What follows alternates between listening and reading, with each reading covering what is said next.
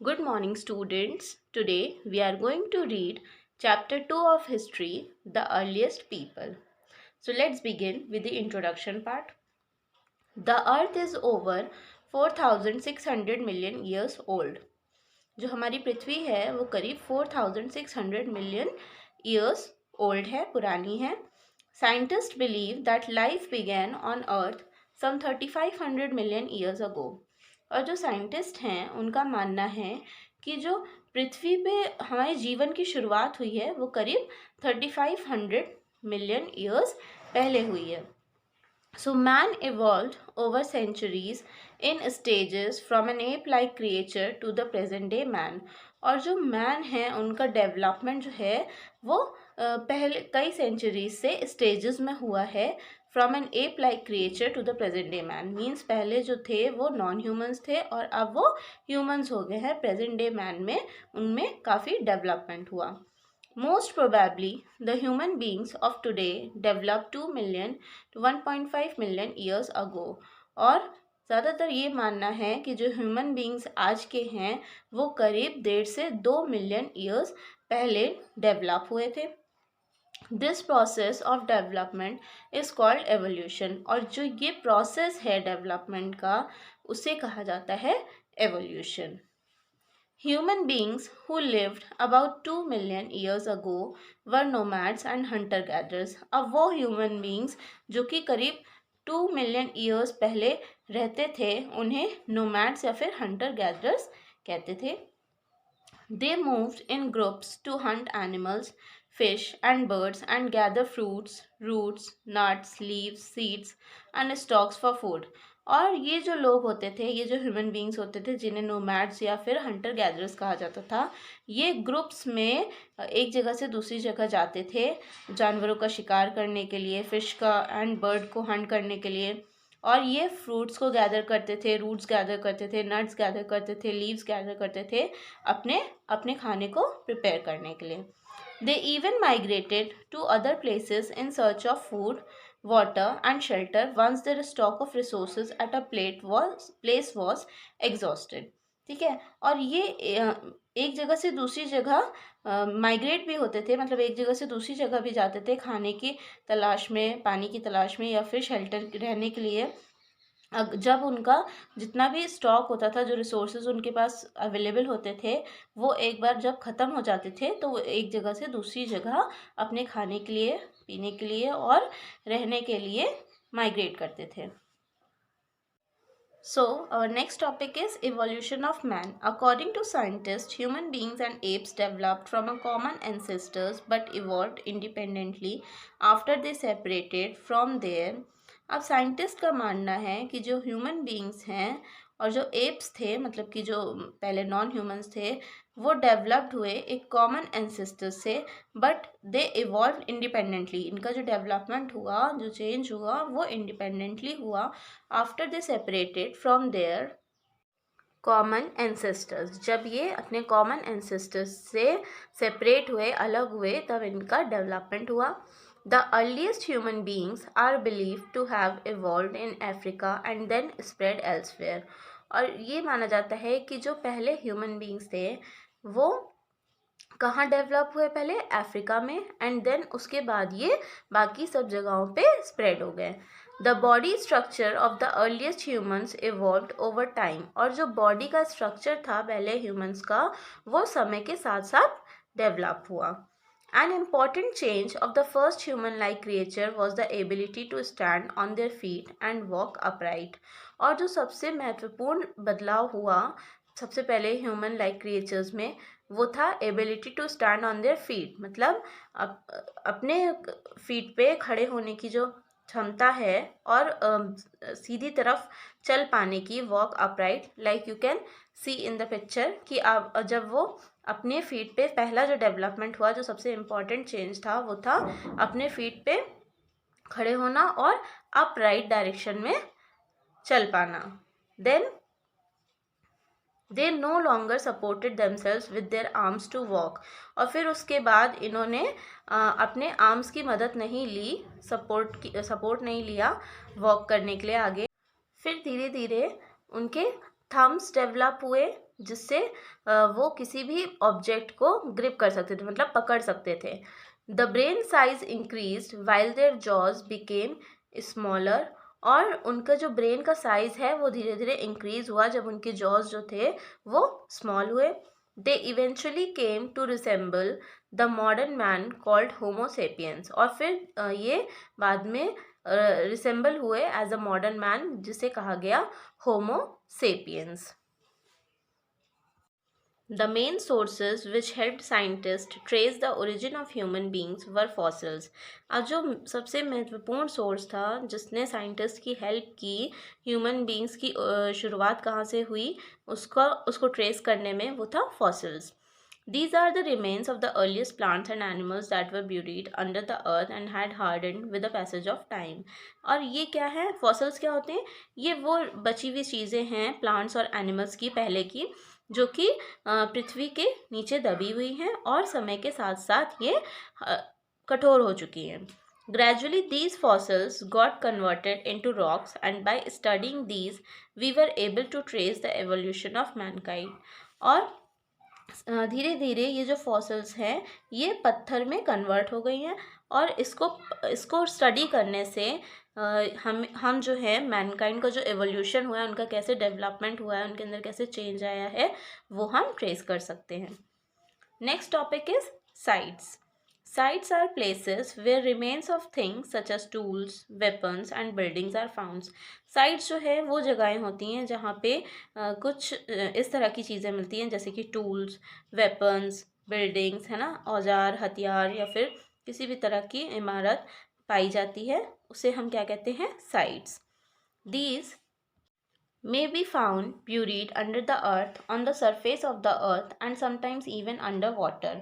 और ये जो साइट्स हैं ये ज़्यादातर कहाँ पे पाई जाती हैं, या तो पृथ्वी के अंदर, या फिर पृथ्वी के सतह के अंदर, या फिर कभी कभी पानी के अंदर भी ये मिलती हैं. Most of the sites where early man lived have been found near source of water such as rivers और lakes, and also where stones were easily available. और ज़्यादातर साइट्स जो हैं जहाँ पे अर्ली मैन रहे हैं वो कहाँ पे पाई जाती हैं, जहाँ पे पानी का सोर्स हो, जैसे कि रिवर्स या फिर lakes, and also where stones were easily available, और उन जगहों पे जहाँ पे जो पत्थर हैं वो आसानी से अवेलेबल हैं. Various finished and unfinished stone tools have been found at some sites. Places where these tools have been found are called factory sites. अब कुछ finished और unfinished stone tools, मतलब कुछ पूरी तरह finished और कुछ unfinished stone tools जो कि हमें कुछ sites पे मिलते हैं, उन जगहों पे, उन places को जहाँ पे इस तरह के tools मिलते हैं, finished और unfinished, उन्हें हम कहते हैं factory sites. At some sites, remains of animals and other artifacts have been found, which suggests that the hunter-gatherers must have worked and also live at these sites. These are called habitation cum factory sites.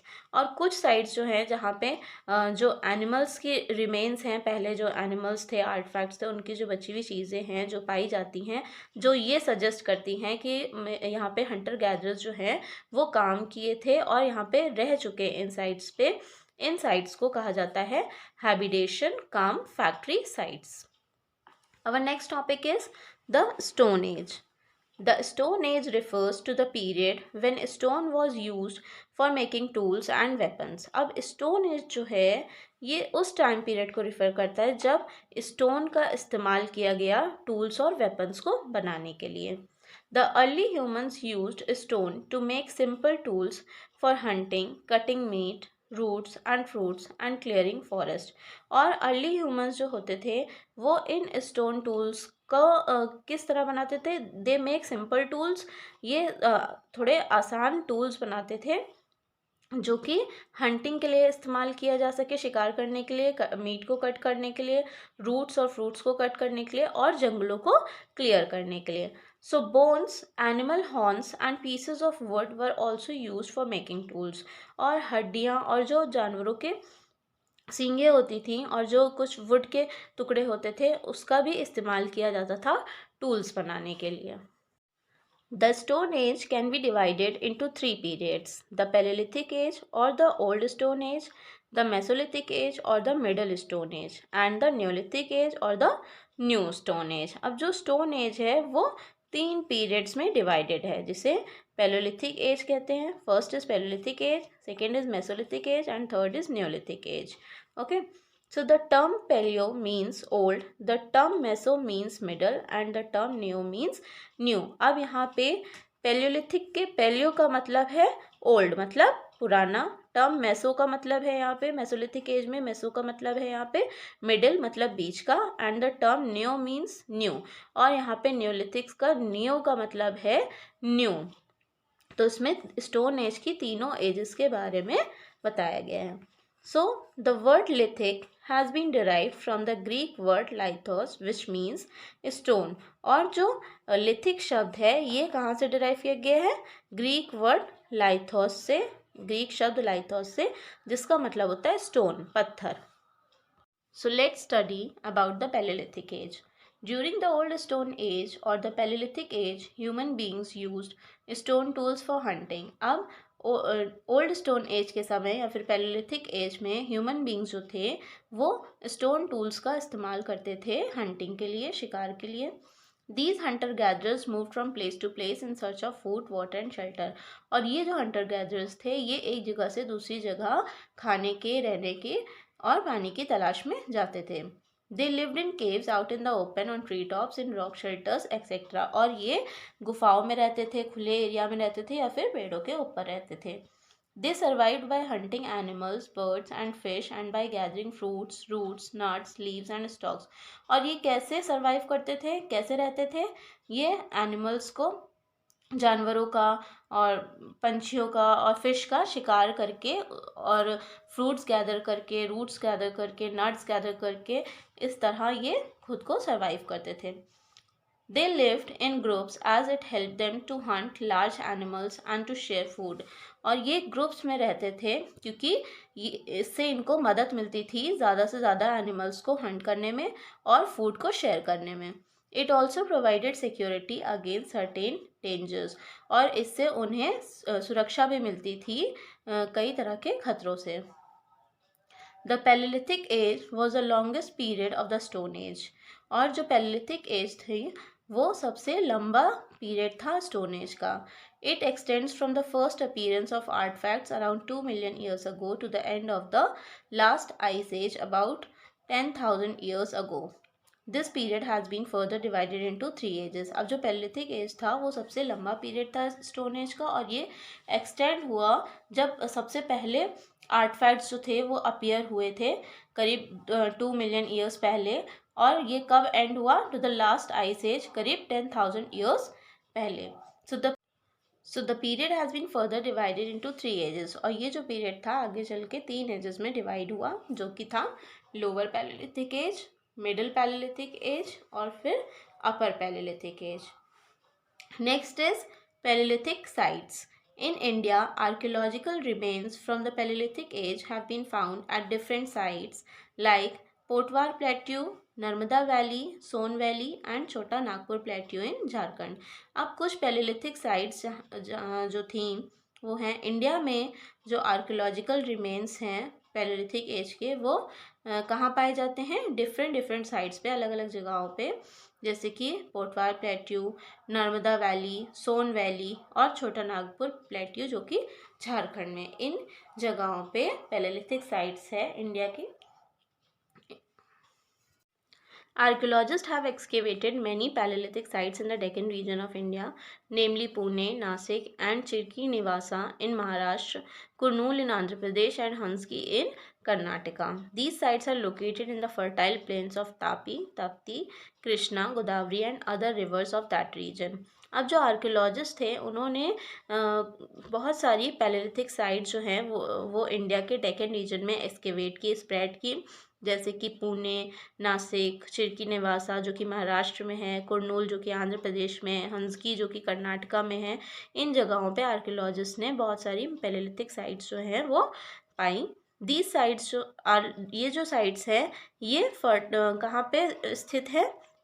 जो Tapi planes हैं, कृष्णा, गोदावरी और जो दूसरी नदियां हैं के जो क्षेत्र हैं उनके प्लेन्स में ये साइड्स जो है वो स्थित हैं। So students, now we will continue this chapter tomorrow. Thank you.